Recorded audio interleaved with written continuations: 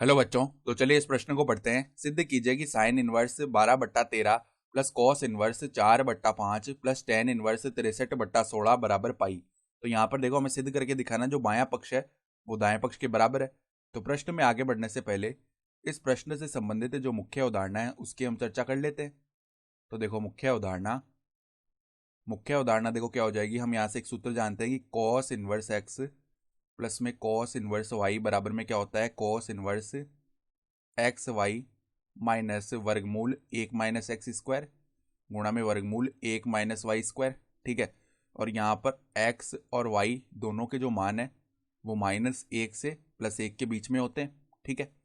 तो अब देखो, जो बायां पक्ष है उसको हम लेते हैं और उसको थोड़ा सरल करते हैं। तो बायां पक्ष क्या है, देखो हमारे पास बायां पक्ष बराबर में क्या लिखा हुआ है, साइन इनवर्स 12/13 प्लस में कॉस इनवर्स 4/5 प्लस में टेन इनवर्स 63/16 लिखा हुआ है। ठीक है।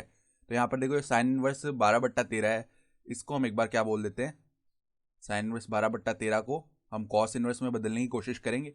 तो इसको एक बार हमने थीटा बोल दिया, तो यहाँ से साइन थीटा का मान किसके बराबर आ जाएगा, 12/13 के बराबर।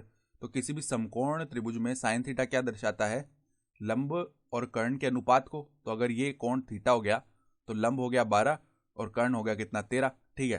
तो यहाँ से अगर लंब 12 है और कर्ण 13 है तो आधार पाइथागोरस प्रमेय से कितना हो जाएगा, 5 हो जाएगा। ठीक है।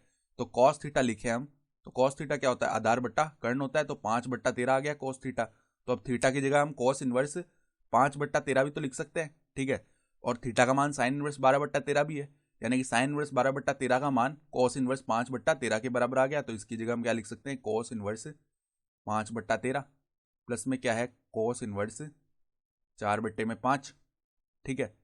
और यहाँ पर प्लस में है टेन इनवर्स 63/16। तो यहाँ पर देखो, अब सूत्र लगा लेते हैं, cos inverse x plus cos inverse y वाला। तो कॉस इनवर्स पहले क्या होता है, एक्स वाई। ठीक है। तो यहाँ पर देखो, 5/13 गुणा 4/5 करेंगे तो 5 से 5 विभाजित हो जाएगा और हमारे पास में क्या बचेगा, 4/13 माइनस में देखो वर्गमूल 1 - x² यानी 1 - 25/169 गुणा में 1 - y² यानी 1 - 16/25। ठीक है। ये बन गया। प्लस में क्या चल रहा है, टेन इनवर्स 63/16 ये चल रहा है। तो अब देखो यहाँ पर कोस इनवर्स, यहाँ पर तो है 4/13 माइनस में देखो यहाँ पर 169 - 25 करेंगे ऊपर तो 144 आएगा, जिसका वर्गमूल 12 बट्टा में 169 का वर्गमूल 13 हो जाएगा। और यहाँ पर 25 माइनस में 16 करेंगे ऊपर तो 9 आएगा, जिसका वर्गमूल 3 बट्टा में 25 का वर्गमूल कितना होता है, 5 होता है। और प्लस में क्या चल रहा है, टेन इनवर्स 63/16 चल रहा है। तो देखो बायां पक्ष क्या बना, बायां पक्ष बराबर में यहाँ पर देखो कॉस इनवर्स, इसके अंदर हम लेसर ले लेंगे तो कॉस इनवर्स यहाँ पर हमने पहले लेसर ले लिया कितना, 65।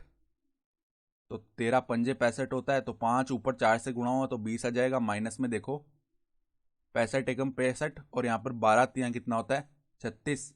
ठीक है, ये बन गया। फिर प्लस में क्या चल रहा है, टेन इनवर्स 63/16। ठीक है।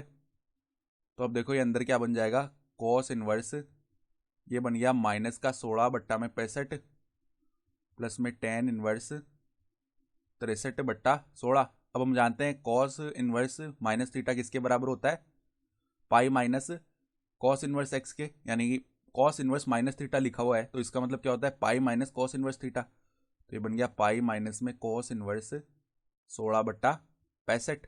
ठीक है। प्लस में क्या है, टेन इनवर्स 63/16। अब देखो इस कॉस इनवर्स को हम इस टेन इनवर्स में बदलने का प्रयास करते हैं। तो एक बार हम क्या करते हैं, कोस इनवर्स 16/65 जो लिखा हुआ है इसको फाई मान लेते हैं।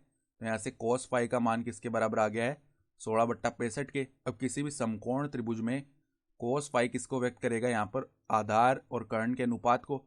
तो अगर ये कोण फाई हो गया तो ये आधार आ जाएगा 16 और कर्ण आ जाएगा 65। तो पाइथागोरस प्रमेय लगाएंगे हम। तो यहाँ पे देखो 65 का जो वर्ग है वो कितना आता है, ये आता है हमारे पास में 4225। ये किसके बराबर होना चाहिए, 16 का वर्ग यानी कि 256 प्लस में इस लंब का वर्ग, इसको एक बार एक्स बोल दिया, x²। ठीक है। तो यहाँ से x का मान निकालेंगे ना हम तो कितना आएगा, 63 आएगा हमारे पास में। तो ये 63 बनेगा। ठीक है। तो अब अगर हमें इसमें टेन फाई लिखना है तो tan फाई किसके बराबर आ जाएगा 63/16। तो फाई का मान tan इनवर्स 63/16 लिख सकते हैं, यानी कि cos इनवर्स 16/65 को हम क्या लिख सकते हैं tan इनवर्स 63/16। ठीक है, और प्लस में भी क्या है tan इनवर्स 63/16, यही पद है। तो ये देखो दोनों समान पद आ गए विपरीत चिन्हों के, तो ये तो आपस में शून्य हो गए। तो हमारा मान कितना आ जाएगा पाई आ जाएगा, और पाई हमारे पास में क्या है दाएं पक्ष में है, तो बराबर आ गया दाएं पक्ष के। तो हम बाएं पक्ष को सरल करते करते दाएं पक्ष के बराबर लेकर आ गए। तो हम क्या लिख सकते हैं इति सिद्धम, अर्थात दी गई अवधारणा के आधार पर हमने सिद्ध करके दिखा दिया। तो आशा करता हूँ कि आपको यह प्रश्न समझ में आया होगा। धन्यवाद।